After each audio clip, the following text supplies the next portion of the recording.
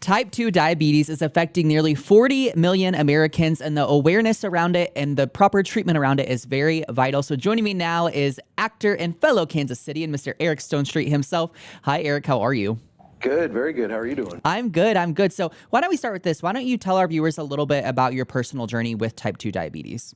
Yeah, so I was diagnosed many years ago with type 2 diabetes, and I think I was like maybe so many of your listeners, viewers were, and I kind of just didn't take it that serious. The doctor gave me a bottle of pills and I left, and that was sort of the end of it, right? I didn't really dive in and say like, well, I got to change my life or anything.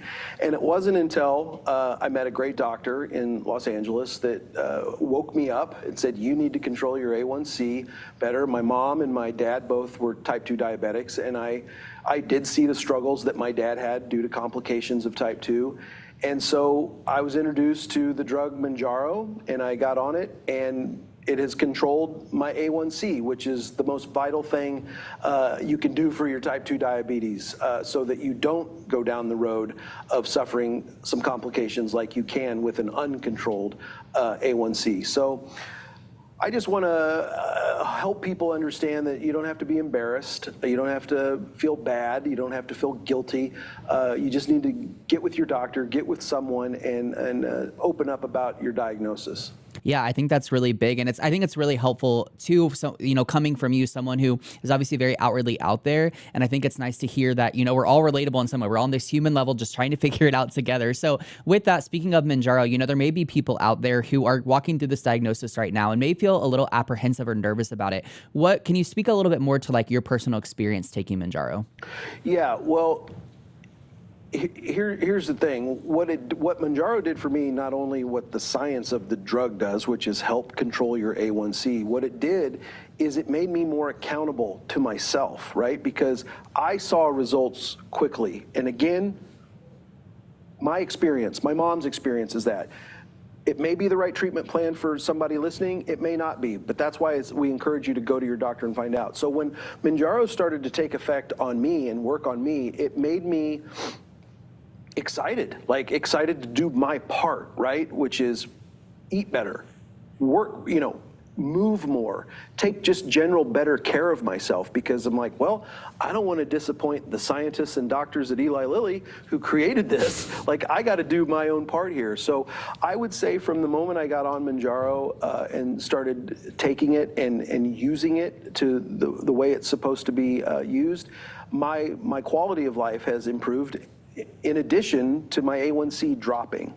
Yeah, which I think is, again, it's just such a game changer, because we always want our quality of life to be improved, right? That's something we all should be actively seeking out. Now, you touched on this a little bit, but your mom, has type 2 diabetes as well, and you obviously do as well. So I'm curious then, what's it like? You guys have each other, but how important do you think the kind of family encouragement and support through something like this is? Well, growing up, I'm sure it's like, how much about your parents' health did you know when you were 12, right? I didn't know what my parents were going through or what they were dealing with. Well, it turns out they both had type 2 diabetes, and I never knew that. And then when I was diagnosed, I didn't tell them because I was embarrassed and I was ashamed, and I also didn't want them to feel like, well, we gave Eric our type 2 diabetes, which, a lot of parents would feel. So we just kept it quiet from everyone. Well, I learned that my dad's type 2 was very uncontrolled for many years because he unfortunately got complications from type 2 diabetes of an uncontrolled A1C. And so now that my mom and my dad's since passed away, he had leukemia, but now with my mom, now we can kind of hold each other accountable, and it is freeing to talk about it. And, with Lindsay, my fiance, it's the same thing. When we started dating, it's not like I opened up with like, well, hope you like type 2 diabetes because I got it. I was embarrassed. And now it's freeing to be able to talk about it because so many people are affected by it. And if you aren't affected by it, I promise you someone in your life is affected by it. Mm-hmm. So that's the goal here, is just to take the shame and stigma away from it. Talk to your doctor if you feel like you need to see if you have type 2 diabetes and what your A1C level is, make an appointment. But more than that, if you're diagnosed and not controlling it right now, that's what we're really talking about, is you need to go find out what the right treatment plan is for you and controlling your A1C. Yeah, and I like that because it is different for everyone, obviously. So I'm going to pivot here just quickly, which is obviously people recognize you for Modern Family and other projects that you've done. You're an incredible actor, but what projects are you actively currently working on that you're willing to share with some of our viewers? Well, I'm excited. This summer, I've been shooting the show Dexter Resurrection with Michael C. Hall and great cast of Dexter. And it's a continuation of the original series with the original producers. And of course, obviously, Michael playing Dexter himself, which I was a fan of the show.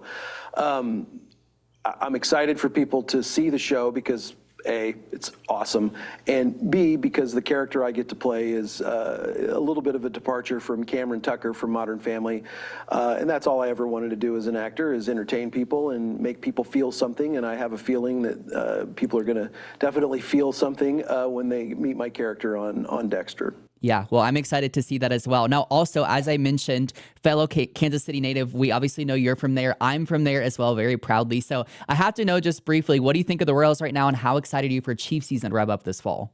Always excited for Chiefs. You know, the difference now is my optimism from 1986-5, when I really started being a fan. I was ready and optimistic at the beginning of every season. Now I'm ready and optimistic at the beginning of every season, and rightfully so, right? Because of Patrick Mahomes and Travis Kelce and Andy Reid and Brett Veach and all the people in charge. Like, now our expectations are reasonable. Going to the Super Bowl is a real possibility. We've gone to 5. We've won 3. So now moving into every season, it's like, well, we're probably going to go to the AFC Championship, which there's good reason to believe that. So always excited about the Chiefs. Love Bobby Witt Jr. Love the crew at the Royals right now. Actually going to the game on Sunday to see my second favorite team, the Dodgers, which I was a season ticket holder for the Dodgers for many years. So excited to see that game. See Shohei for the first time in person for myself. That's exciting to think about.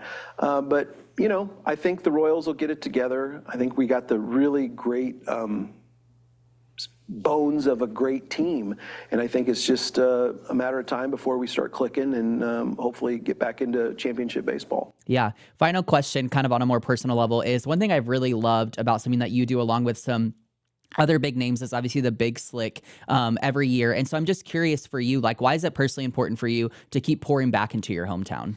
Well, I'm proud of being from Kansas City. You know, so many people that I met throughout my business, you know, I see it in their face when you say, oh, I'm from Kansas or I'm from Kansas City. They're like, what's that? And that's always motivated me to be proud. It's not like I chose where my parents were from. And I just always have oddly been defensive of Kansas City in a way, which in turn makes me feel so much more pride because, you know, you just don't get it until you're here. And every city has civic pride, and every city should have civic pride. And it's not like I'm saying our city's better than anyone else. This is like when you talk about, oh, I had the greatest grandpa, or I had the greatest grandma. Everyone has the greatest grandpa, and everyone has the greatest grandma. But you have to be in Kansas City to feel it, to understand it, to know what it's all about. And there's example after example after example of what it's like for a stranger or someone to come to Kansas City and leave thinking like, well, that's a special place, right? So it's the people that I want to pour my energies back into, along with Paul Rudd and Rob Riggle and Jason Sudeikis and Heidi Gardner.